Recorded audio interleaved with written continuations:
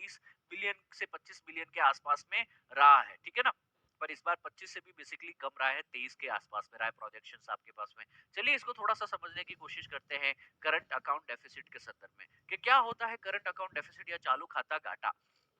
किसी भी देश के आयात की जाने वस्तुओं और सेवाओं के कुल मूल्य और निर्यात की जाने वस्तुओं और सेवाओं के कुल मूल्य से अधिक हो। अगर देखो भारत क्या कर रहा है आपके पास में कि सर भारत का इंपोर्ट जो है, भारत का आपके पास में आयात किसी भी वस्तु का या किसी भी सेवा का, सेवा मतलब सॉफ्टवेयर खरीदा या बेचा,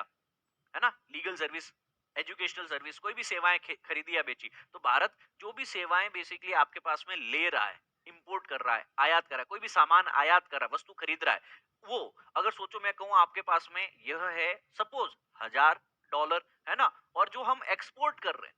जो हम लोग निर्यात कर रहे हैं, जो भारत से हम वस्तुएं बेच रहे हैं बाहर देशों के अंदर, भारत में बना के बाहर बेची, भारत की ही कोई सेवाएं भारत किसी विदेशी देश ने खरीदी, तो सर वो चीजें जो एक्सपोर्ट जो हैं, जो हम कर, अगर वो कम हो, सपोज हमारा एक्सपोर्ट है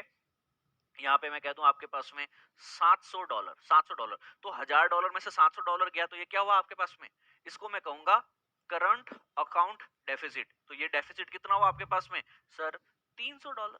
$300 कि सर हम दुनिया से खरीद ज्यादा रहे हैं, इंपोर्ट ज्यादा कर रहे हैं, हम दुनिया को बेच कम रहे हैं, हमारा एक्सपोर्ट जो है वह कम है। तो आपके पास में करंट अकाउंट बैलेंस या ट्रेड बैलेंस जो है वह आपका क्या इंगित करता है, वस्तुओं के निर्यात और आयात के संतुलन को व्यापार संतुलन कहा जाता है। कि सर मेरा इंपोर्ट भी $1000, एक्सपोर्ट भी $1000 कहे तो कहेंगे कि इस देश के साथ में मेरा जो है व्यापार संतुलित है, मैं जितना इसको बेच रहा हूं उतना इससे खरीद भी रहा हूं, है ना, तो किसी को फायदा है नहीं, मेरे को जितना फायदा उतना उसको भी है, ठीक है ना। पर अगर सोचो कोई देश से हम ज्यादा खरीद रहे हैं और उसको कम बेच रहे हैं, इंपोर्ट ज्यादा कर रहे हैं, आयात ज्यादा कर रहे हैं, निर्यात कम कर रहे हैं, तो हम कहते हैं सर हम घाटे में चल रहे हैं, हम कहते हैं सर व्यापार संतुलन नहीं है, यह व्यापार जो है ट्रेड बैलेंस नहीं है, और यहाँ पे कहीं न कहीं आपके पास में चीजें शेष रह जा रही है। जैसे यहाँ पे $300 जो है इसको चालू खाता शेष या करंट अकाउंट बैलेंस कहा जाएगा, इसको करंट अकाउंट डेफिसिट भी कहा जाता है। क्या ये चीजें याद रहेगी? करंट अकाउंट में trade in the goods, trade in the service और ट्रांसफर पेमेंट्स तीनों आते हैं आपके पास में। चलिए आगे बढ़ते हैं दोस्तों।